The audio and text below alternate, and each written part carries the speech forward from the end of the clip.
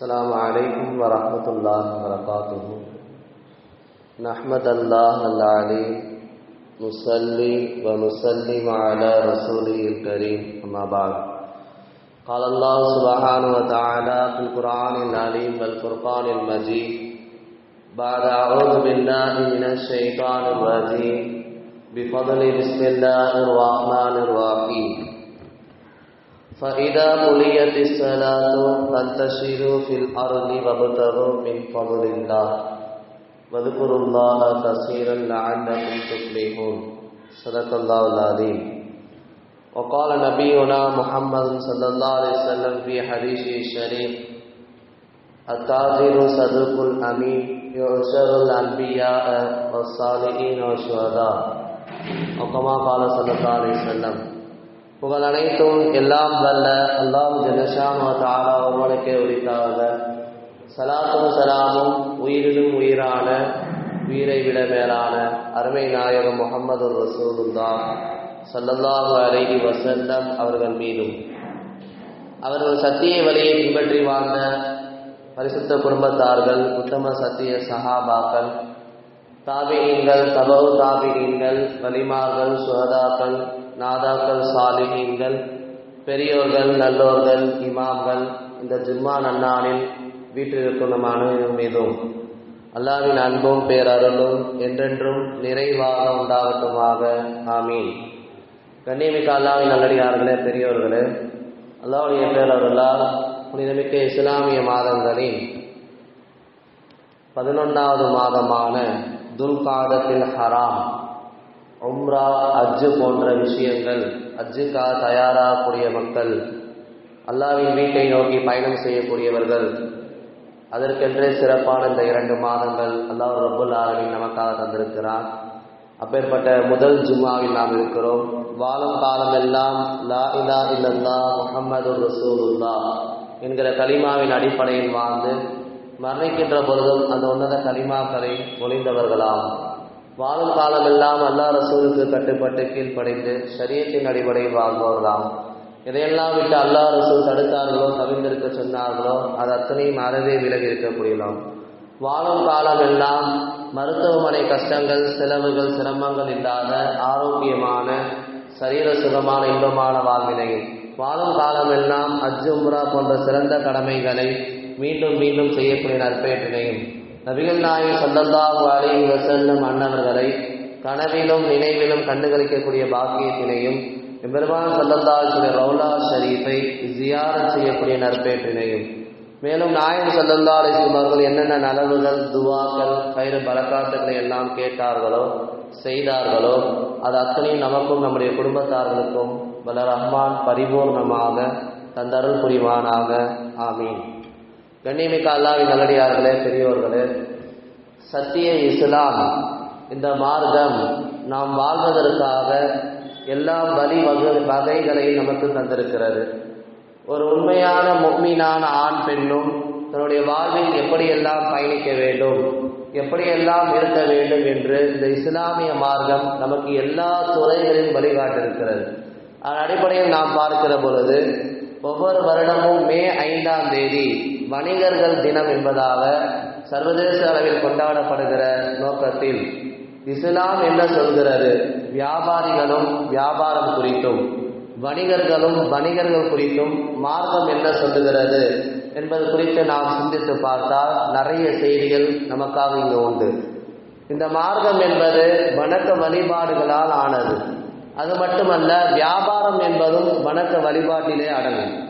ஒருவன் தன்னுடைய மனைவி மக்களை காப்பாற்ற வேண்டும் என்று சொன்னால் அவன் சுயமாக தன்னுடைய சொந்த காலில் நின்று சம்பாதித்து அவன் வியாபாரம் செய்வது, உழைப்பது இந்த மார்க்கத்திலே உள்ளது. அது இபாதத் என்பதாக சொல்லி தருகிறார்கள் அல்லாஹ் ரசூல்.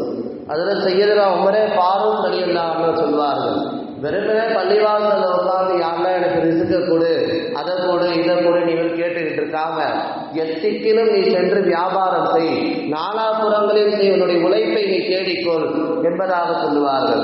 ஏனென்று சொன்னால் ஒரு வானமோ ஒரு பூமியோ, அது தங்க மலையையோ வெள்ளி மலையையோ அது பொழிய செய்யாது.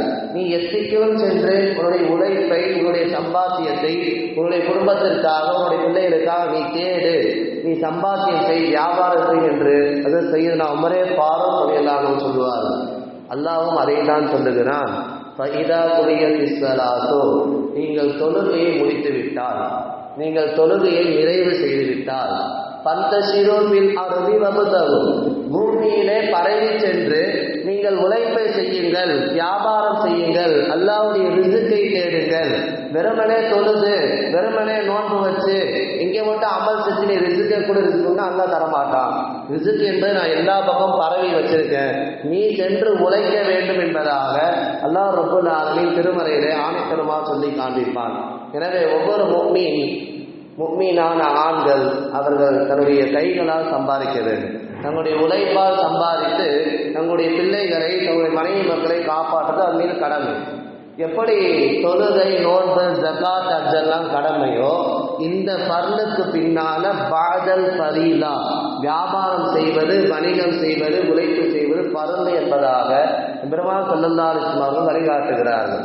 எனவே ஒரு வியாபாரம், அதிலே பயணிக்கக்கூடிய வியாபாரிகள் எப்படி இருக்க வேண்டும் என்பது குறித்தெல்லாம் இந்த மார்க்கம் நமக்கு வழிகாட்டுகிறது. இஸ்லாம் என்பது ஒரு பரந்த விரிந்த மார்க்கம். எல்லாத்திற்கும் இங்கு தீர்வு உண்டு. எல்லா துறையும் குறித்து அல்லாஹ் நமக்கு பேசி வழிகாட்டிருக்கிறார்கள். குர்ஆனிலே சூரத்துல் முஸம்மில்லே ஒரு கடைசி பதிலை இப்படி வரும்.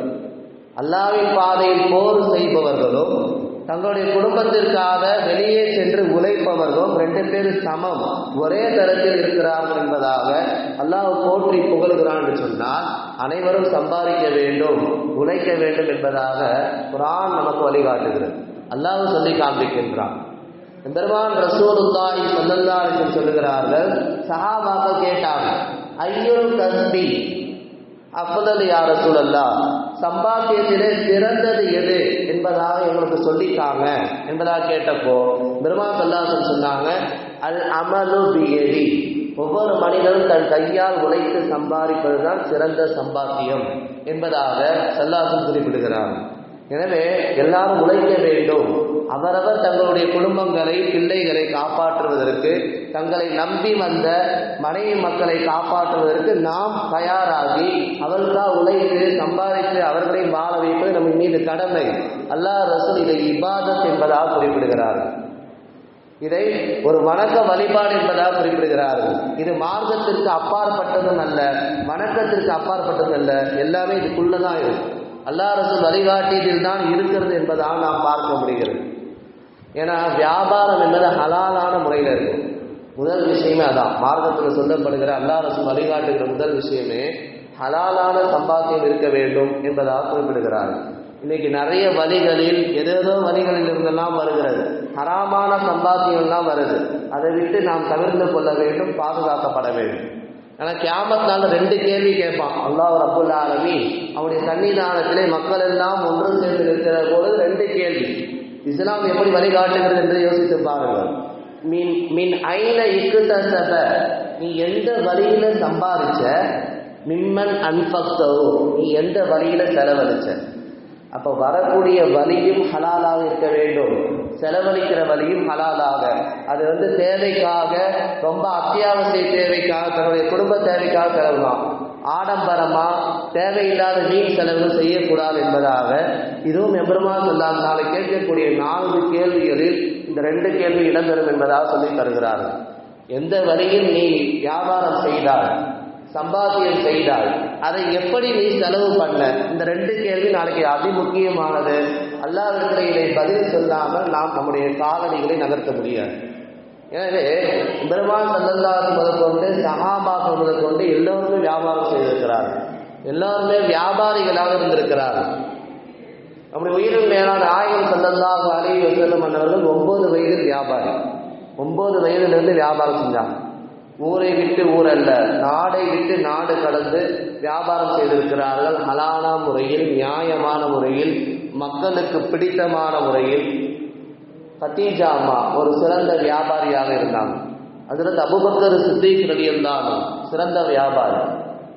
ஹஜ்ரத் உஸ்மானே கனி ரலியல்லாஹு அன்ஹு மிக சிறந்த வியாபாரி, ஹஜ்ரத் அப்துர் ரஹ்மான் இப்னு அவுஃப் ரலியல்லாஹு அன்ஹு மிக சிறந்த வியாபாரி. இவர்கள் எல்லாம் நமக்கு எப்படி வியாபாரம் செய்ய வேண்டும், மக்களிடத்தில் எப்படி அந்த பொருட்களை விற்பனை செய்ய வேண்டும் என்பது குறித்தெல்லாம் தெளிவாக வழிகாட்டிருக்கிறார்கள். அதிக லாபத்தை வைத்து நீங்கள் மக்களுக்கு வியாபாரம் செய்யாதீர்கள், பொருள்களை அபகரித்து மோசடி செய்து வியாபாரம் செய்யாதீர்கள். இதுக்கெல்லாம் இவங்க உதாரணம். இந்த சஹாபா பெருமக்கள் எல்லாம் உதாரணம். 9 வயதில் வியாபாரியாக இருந்த எம்பெருமான் ஸல்லல்லாஹு அலைஹி வஸல்லம் அவங்க நிறைய செய்தி நமக்கு சொல்லிக் கொடுத்தாங்க. எப்படி மக்கள்கிட்ட வியாபாரம் செய்யணும், பொருட்களை எப்படி விற்பனை செய்யணும், ஏதாவது குறை இருந்துச்சுன்னா அதை சொல்லி நீங்கள் வியாபாரம் செய்யுங்கள் என்பதாக மார்க்கம் போதிக்கிறது. இன்னைக்கு ஏதாவது ஒரு பொருளில் டேமேஜ் இருந்துச்சுன்னா அதை எப்படி நேர்க்குமாக்க விற்கலாம் தான் நம்ம பார்ப்போம். எல்லாம் காப்பாற்ற வேண்டும். ஒரு பொருளில் குறை இருந்துச்சுன்னா இதில் குறை இப்படி இருக்குப்பா, இது இவ்வளோ ரேட்டு, உனக்கு விருப்பம் தான் நீ வாங்கிக்கலாம், உண்மையை சொல்லி வியாபாரம் செய்ய வேண்டும். அதில் தான் பரக்கத்து இருக்கிறது. ஏன்னா பெருமாள் ஸல்லல்லாஹு அலைஹி வஸல்லம் ஹதீஸ்ல இப்படியும் சொன்னார்கள், அத்துஜார் சதுகுல் அமீன், ஒரு உண்மையான வியாபாரி என்பவர் அவர் நாளை மறுமை நாளில் எழுப்பப்படுவார். இவர் பெருவளவில் நோன்பு வைக்கணும், ஹஜ்ஜு செய்யணும், தொழுதுகிட்டே இருக்கணும், துஆ செய்யணும், அப்படி இல்லை. ஒரு உண்மையான வியாபாரிக்கு எடுத்துக்காட்டு என்னன்னா, நாளைக்கு அவர் எழுப்பப்படுகிற பொழுது அன்பியாக்கள் நபிமார்களோடு இருப்பார், அவுலியாக்கள் சித்திகீன வசாலிகீன நல்லோர்களோடு ஷஹீதானவர்களோடு இருப்பார். இந்த அமல் செஞ்ச அந்த அமல் செஞ்ச அந்தந்த நன்மைகள் அந்தந்த சொர்க்கங்கள் இருக்கிறது போல ஒரு உண்மையான வியாபாரிக்கு என்ன போனீங்க, அவர் கரெக்டா நியாயமா மக்களுக்கு அந்தந்த காலகட்டத்திற்கு ஏற்றாற் போல் பொருட்களை வாங்கி நியாயமான விலையில் குறைந்த விலையில் வைத்து விற்றார், அது மக்கள் பிரயோஜனம் பெற்றால் நாளைக்கு நபிமார்களோடு இருப்பார். நபிமார்களுக்கு தனி சொர்க்கம் இருக்கிறது. அப்ப எவ்வளவு பெரிய பாக்கியம் அல்லாஹ் ரசூல் நமக்கு எப்படி போதிக்கிறார் என்பதை சற்று உணர வேண்டும். அதே போன்று ஹஜ்ரத் உஸ்மானே கனி ரலியல்லாஹு அன்ஹு அவர்கள், அப்துர் ரஹ்மான் இப்னு அவுஃப் ரலியல்லாஹு அன்ஹு அவர்கள், அவங்களாம் மதீனாவுக்கு வருகிற போது வெறும் ஒரு கயிற்றை மட்டும் தான் வச்சிருந்தாங்க. ஒரே ஒரு கயிறு, அதாவது மஞ்சப்பைன்னு நம்ம சொல்றோமா இல்லையா, சென்னைக்கு போறாங்க, வெளிநாடுகளுக்கு போறாங்க, போகும்போது ஏதோ ஒரு பையன் தூக்கிட்டு போற மாதிரி அப்துர் ரஹ்மான் இப்னு அவுஃப் ரலியல்லாஹு அன்ஹு ஒரே ஒரு கயிற்றை தான் கொண்டு வந்தார். அதற்கு பின்னால் வியாபாரம் செய்து மிகப்பெரிய ஒரு தொழில் அதிபர்களில் அவர் வந்ததாக நாம் பார்க்கிறோம். மிகப்பெரிய சொத்துக்கு சொந்தக்காரர். இன்னைக்கு இருக்கக்கூடிய அத்துணை கோடீஸ்வரரும் அவருக்கு பின்னாடி இருப்பார்கள் என்பதாக ஹதீஸ் நம்ம பார்க்கிறோம். அந்த அளவுக்கு நியாயமான முறையில், உண்மையான முறையில், குறைந்த விலையில், அதிகம் லாபம் ஈட்டாமல் மக்களுக்கு பயன்படுகிற வகையில் அவர் வியாபாரம் செய்ததை நாம் ஹதீஸ் வழியாக பார்க்கிறோம். இந்த மாதிரி நிறைய சஹாபாக்கள் தான். உஸ்மானே கனி என்பதற்காக பேர் வருது, பணக்காரர். அந்த அளவுக்கு வியாபாரம் நியாயமா செஞ்சாங்க, மக்களுடைய தேவைகள் எல்லாம் பூர்த்தி செஞ்சாங்க.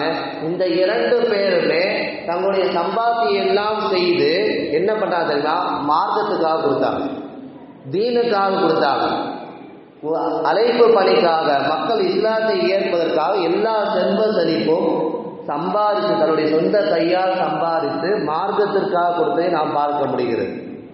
ஏன் நபிமார்களும் உழைத்து சம்பாதித்திருக்கிறார். ஸல்லல்லாஹு சொல்வார் அல்லவா, தன்னுடைய சொந்த கையால் சம்பாதிப்பதுதான் சிறந்த சம்பாத்தியம். அடிக்கடி சஹாபாக்கள் மத்தியில் உரையாற்றுகிற பொழுது, அவர்களுக்கு உபதேசம் செய்கிற பொழுது இதை தான் சொல்வாங்க, தாவூத் அலைஹிஸ்ஸலாம் போல இதை சம்பாத்தியம் செய்யுங்க. ஏன்னா அவர் தன்னுடைய சொந்த கையால் சம்பாத்தியம் செய்தார். மிகப்பெரிய நாட்டுக்கு அரசராக, ஆட்சியாளராக தாவூத் அலைஹிஸ்ஸலாம் இருந்தாலும் எந்த ஆட்சியாளராக கடை வச்சு வியாபாரம் பண்ண நீங்க பார்த்துருக்கீங்களா? ஆனால் ஆதம் நபி தாவூத் அலைஹிஸ்ஸலாம் செஞ்சாங்க. இரும்பு சட்டையை உருக்கி தயாரிப்பார்கள், மெம்பரை தயாரிப்பார்கள். தன்னுடைய சொந்த கையால் உழைத்து சம்பாதித்ததால் அவர்களை போற்றும் விதமாக, அவர்களை பாராட்டும் விதமாக அடிக்கடி இந்த விஷயத்தை சஹாபாக்கள் மத்தியில பெருமாள் ஸல்லல்லாஹு அலைஹி வஸல்லம், ஒரு நபி அவங்க ஆட்சியாளராக இருப்பாங்க, ஒரு நபி அவங்க வியாபாரியா இருப்பாங்க, ஒரு நபி ஒரு விஷயம் மட்டும்தான் செய்ய முடியும். தாவூத் அலைஹிஸ்ஸலாம் மட்டும்தான் ஆட்சியாளராக இருந்தாங்க. ஆனா அதிலிருந்து எதுவும் எடுக்காம தன்னுடைய மனைவி மக்களுக்காக தான் சொந்தமா சம்பாதிச்சு அவர் குடும்பத்தை காப்பாற்றியதால் அவர் என்னது, உழைப்பில் சிறந்தவர், சிறந்த உழைப்பாளி, வணிகர் என்பதாக அடிக்கடி பெருமாள் ஸல்லல்லாஹு போற்றி புகழ்வாங்க. ஆதம் அலைஹிஸ்ஸலாம் விவசாயம் செய்தாங்க. நிறைய நபிமார்கள் துணி வியாபாரம், துணி ஜவுளி விஷயங்கள் செய்தாங்க. தாவூத் அலைஹிஸ்ஸலாம் அவங்க இரும்பு விஷயங்களை தயாரித்து விற்கிறார்கள். எல்லா நபிமார்களும் அழைப்பு பணி செஞ்சாங்க, அழைப்பு பணியை செஞ்சாங்க, அத்தோடு சேர்ந்து வியாபாரமும் செய்திருக்கிறார்கள் என்பதை நாம் பார்க்க முடிகிறது. ஒவ்வொரு நபிமார்களிடம் மூன்று குணங்கள் இருக்கு. ஒன்று, எல்லா நபிமார்களும் நிக்கா செஞ்சிருப்பாங்க. சில நபிமார்களுக்கு விதிவிலக்காக இருந்தாலும் 75% எல்லா நபிமாரும் நிக்கா செஞ்சிருப்பாங்க. எல்லா நபிமார்களும் ஹஜ்ஜு செஞ்சிருப்பாங்க. எல்லா நபிமார்களும் ஆடு மேய்ச்சிருப்பாங்க. எல்லா நபிமார்களும் உண்மையை மட்டும் பேசுவார்கள். எல்லா நபிமார்களும் அழைப்பு பணி செய்திருப்பார்கள் என்பதாக நபிமார்களுடைய தனித்துவத்தை மட்டும் நாம் இங்கு பார்க்க முடிகிறது. எனவே நீங்கள் உங்கள் சொந்த உழைப்பால், சொந்த காலால் வியாபாரம் செய்து உங்கள் மனைவி மக்களை நீங்கள் காப்பாற்றுங்கள் என்பதாக அல்லாஹ் ரசூல் நமக்கு அடிக்கடி சொல்லி தருகிறார்கள். எனவே ஒவ்வொரு வருடமும் மே 5ஆம் தேதி வணிகர்கள் தினம் என்பதாக போற்றப்படுவது மட்டுமல்லாமல் வியாபாரம் குறித்தும் வியாபாரியை குறித்தும் இந்த மார்க்கம் என்ன சொல்லுகிறது, நாம் இன்னைக்கு எப்படி வியாபாரம் செய்து கொண்டிருக்கிறோம் என்பதை குறித்தெல்லாம் நாம் சிந்தித்து சரியான முறையில் வியாபாரம் செய்கிற பொழுது அது பரக்கத்தாய் அமையும் என்பதில் எந்தவித ஐயமும் இல்லை. இங்கே உஸ்மானே கனி ரலியல்லாஹுவும் அப்துர் ரஹ்மான் அவுஃப் ரலியல்லாஹு மிகப்பெரிய வியாபாரம் செய்தவர்கள். அவருடைய தந்தையர்களும் வியாபாரம் செய்தவர்கள். இவர்கள் 4 பேருமே வியாபாரத்துக்கு போகிற பொழுது அந்த காலத்திலாம் கொள்ளை கூட்டங்கள் அதிகம், வழிப்பறி கொள்ளையர்கள் அதிகம். 4 பேரையும் ஸ்கெட்சு போட்டுக்கிறாங்க. 4 பேருமே பெரிய சம்பாத்தியம், ஹலாலான முறையில் சம்பாதிக்கிறது. போற வழியில் வணிகத்திற்கு போற வழி ஸ்கெட்சு போட்டு தூக்கி உஸ்மான் ரலியல்லாஹு அவங்களுடைய தந்தையாரும் அப்துர் ரஹ்மான் இப்னு அவுஃப் அவங்களுடைய தந்தையாரும், அஃபான், உஸ்மான் ரலியல்லாஹுடைய தந்தை பேர் அஃபான், அப்துர் ரஹ்மான் அவுஃப் ரலியல்லாஹு அவங்களுடைய தந்தை, இருவரையும் என்ன பண்ணாங்க, 4 பேரையும் கயிறை கட்டி 2 பேர்த்த கொண்டுட்டாங்க. 2 பேர்த்த இந்த 2 சஹாபாக்குடைய தந்தையரும் கொல்லப்பட்டார்கள் வழிப்பறியின் மூலமாக. அவர்கள் 2 பேரும் உஸ்மான் அப்துர் ரஹ்மான் அவுஃப் ரலியல்லாஹு அவங்க என்ன பண்ணாங்க, கயிற்றை எல்லாம் தன்னுடைய உடம்பிலிருந்து கிழித்து எரிந்து உஸ்மான் ரலியல்லாஹு அவங்களே காப்பாற்றினாங்க. அங்கே எதிரே வந்தக்கூடிய வழிப்பறிக்குடைய அத்தனை பேரையும் கொன்று குவித்தாங்க. அத்தனை பொருட்கள் வியாபார சரக்கையும் வாங்கி காப்பாற்றி போனதை நாம் பார்க்க முடிகிறது. எதற்கு இதெல்லாம் சொல்லப்படுதுன்னா, நபிமார்கள், சஹாபாக்கள், சஹாபாக்களுடைய தந்தையர்கள் அவர்கள் செய்த வியாபாரம், அவர்கள் செய்த வணிகம், மக்களிடத்தில் எப்படி அவங்க பொருட்களை விற்றாங்க, எப்படி வியாபாரம் செஞ்சாங்க, நியாயமாக இருந்தாங்க என்பது குறித்தெல்லாம் இந்த வரலாறுகள் நமக்கு சொல்லித்தரும். வரலாறுகள் நமக்கு சொல்லி தருகிறது.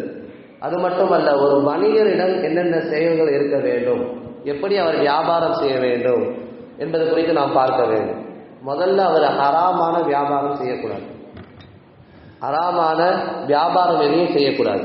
ஹலாலான சம்பாத்தியமாக இருக்கிறது. அவர் சம்பாதிக்கிற வழியும் ஹலாலாக இருக்க வேண்டும். அவர் செலவழிக்கிற செலவுகளும் ஹலாலாக இருக்க வேண்டும். இது முதல் செய்தி. ஹராமான வியாபாரம்னா என்னங்க? மதுவை விற்பனை செய்வது, பன்றியை விற்பனை செய்வது, இதெல்லாம் ஹராம். இது யாருமே செய்யவும் கூடாது, அதை தொட்டு கூட பார்க்கக்கூடாது. எனவே இந்த ஹராமான வியாபாரம் எந்த வணிகருக்கும், இஸ்லாமிய வணிகருக்கும் கூடாது. 2வது செய்தி, பொய் சத்தியம் செய்து மக்களை ஏமாற்றி வியாபாரம் செய்யக்கூடாது. ஏமாற்றி வியாபாரம் செய்யக்கூடாது. 3வது செய்தி, அளவிலும் நிலவிலும் அளந்து கொடுக்கிற பொழுது அவங்க நிரப்பமாக வாங்கிக்கிறாங்க, இவங்க அளந்து கொடுக்கிற பொழுது குறைவாக கொடுக்குறாங்க. சூறா அல்லாஹ் இறக்கியிருக்கிறான் இல்லையா? அளவிலும் நிறுவையிலும் மோசடி செய்பவர்களுக்கு கேடுதான் என்பதாக இருக்கிறது. ஒரு நல்ல உண்மையான வியாபாரிக்கு உதாரணம் நபிமார்களோடு எழுப்பப்படுவார். மக்களுக்கு மோசடி செய்பவர்கள், மக்களை ஏமாற்றுபவர்கள் அவர்கள் பாவிகளாக எழுப்பப்படுவார்கள் என்பதாக ஹதீஸ் இருக்கிறது. உண்மையை சொல்லி வியாபாரம் பண்ண வேண்டும் என்பதாக சொல்லப்படுகிறது. மக்களுக்கு தேவையான பொருட்களை அந்தந்த காலகட்டத்துக்கு ஏற்றாற்போல் வருகிற பொழுது அதை 1 வாரம் பதுக்கி வைத்த பின்னே ரேட் ஏறும். அதுக்கப்புறம் வியாபாரம் செய்பவன் அல்லாஹ் ரசூலுடைய சாபத்திற்குரியவன். கொரோனா பீரியட்ல இதெல்லாம் நடந்துச்சு. வர பொருளெல்லாம் சேகரித்து வச்சு மக்களுக்கு டிமாண்ட் அதிகமாகிற பொழுது அதை எடுத்து டபுள் ரேட்டாக விற்பாங்க. இது இந்த மார்க்கத்தில் அறவே கூடாத ஹராம். இவங்க அல்லாஹ் ரசூலுடைய சாபத்திற்குரியவர்கள் என்பதால் தெளிவாக இருக்கு. எனவே இது போன்ற விஷயங்களை சரியான முறையில் அவர் கவனிக்க வேண்டும். 2 வியாபாரிகள் வியாபாரம் பேசி கொண்டிருக்கிற பொழுது நான் ஒரு கூட 500 ரூபா போட்டு அந்த பொருளை நான் எடுத்துக்கிறேன், இடையில ஒருத்தர் உள்ள வரக்கூடாது. 2 பேர் பிஸ்னஸ் வச்சுருக்க, இடையில ஒருத்தர் உள்ள வரக்கூடாது என்பதாக சட்டம். 2 பேரும் ஒரு கணவன் ஒரு திருமணம் முடிக்க போறாங்க, என்னுடைய பெண்ணை உங்களுக்கு நான் மனம் முடிச்சு கொடுக்கலாம் நான் நியத்து வச்சிருக்கேன். 2 பேரும் பேசிக்கிட்டு இருக்காங்க, 2 உறவுக்காரர்களும். இப்போ இடையில ஒருத்தர் நான் உங்களுடைய மகளை முடித்துக் கொள்கிறேன் என்பதா உள்ள வரக்கூடாது என்பது ஹதீஸ். 2 பேர் வியாபாரம் செய்யும் போது ஒருத்தர் உள்ள வரக்கூடாது. 2 பேர் பெண் கேட்டுட்டு இருக்கும்போது தன்னுடைய மகனை கொடுக்கிறேன் அல்லது பெண்ணை கொடுக்க பேசியிருக்கும், இடையில என் பெண்ணை நான் முடிச்சுக்கிறேன் என்பதாக உள்ள ஒருத்தர் கூறக்கூடாது. இது எல்லாம் சட்ட திட்டங்களாக வரையறைகளாக அல்லாஹ் ரசூல் நம்ம சொல்லி தராங்க.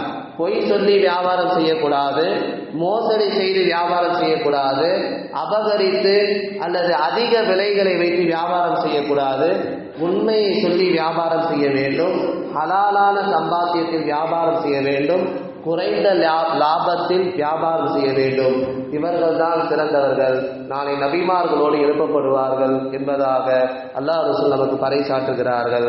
அடிப்படையில் வியாபாரத்தினுடைய அனைத்து மகத்துவங்களை வணிகர்களும் வியாபாரிகளும் வியாபாரம் செய்யக்கூடியவர்களும் சரியான முறையில் அந்த விஷயங்களை விளங்கி வியாபாரம் செய்தால் அதில் மற்றற்ற பரக்கத்துகளை அல்லாஹ் வச்சிருக்கான். அதிக லாபம் வச்சு மக்களை ஏமாற்றினா கொஞ்ச காலத்தில் அல்லாஹ் ஒரு நல்லா இருக்கிற மாதிரி தெரியும், பின்னாடி எப்படி பிடுங்கணுமோ அதை பிடுங்கிடுவான் அல்லாஹ். சில பேர் கேட்குறாங்க, எப்படி பர்சன்டேஜ் வச்சு விற்கிறது, எவ்வளோ பர்சன்டேஜ் வச்சு விற்றா நல்லா இருக்கும், எவ்வளோ லாபம் வைக்கலாம் அப்படின்னு கேட்குறாங்க. பர்சன்டேஜ் குறித்து இந்த மார்க்கம் சொல்லவில்லை, இவ்வளோதான் வைக்கணும், 10%, 20%, 30% வச்சு தான் நீங்கள் லாபம் ஈட்டணும்னு சொல்லலை. அங்கே அப்துல் ரஹ்மான் அவுஃப் ரலியல்லாஹு அவங்க செய்த வியாபாரமும் உஸ்மானே கனி வியாபாரம் செய்த குறித்து இந்த மார்க்கம் நமக்கு பறைசாற்றுகிறது. குறைந்த லாபத்தில் நீங்கள் வியாபாரம் செய்யுங்கள், அது அதிக பரக்கத்தை பெற்றுத்தரும் என்பதாக அல்லாஹ் ரசூல் நமக்கு போதிக்கிறார்கள். எனவே ஜிஹாதோடு ஒப்பிடப்படுது. அல்லாஹ்வின் பாதையில் போர்க்களத்தில் செய்த அந்த மனிதரும் தன்னுடைய குடும்பத்திற்காக மனைவி மக்களுக்காக வியாபாரம் செய்யக்கூடியவரும் ஒரே கேட்டகரியில் இருக்காங்க. அல்லாஹ் சொல்லுகிறார், நீங்கள் தொழுது முடித்த பிறகு பூமியிலே பரவி சென்று நீங்கள் உழைப்பு செய்யுங்கள், வியாபாரம் செய்யுங்கள், அல்லாஹ்வுடைய பலனை தேடுங்க, வெறுமனே துவா செஞ்சு ரிஸ்க கொடுக்கணும் கேட்காதீங்க. உமர் ரலியல்லாஹு அன்ஹு சொன்னது போல வானமும் பூமியும் தங்கமும் மலையும் பொழியாது, வெள்ளியை பொழியாது, நீ சென்று சம்பாதிக்க வேண்டும், அல்லாஹ் ரிஸ்க் எல்லா இடத்திலும் வைத்திருக்கிறான் என்பதாக சொன்னார்கள்.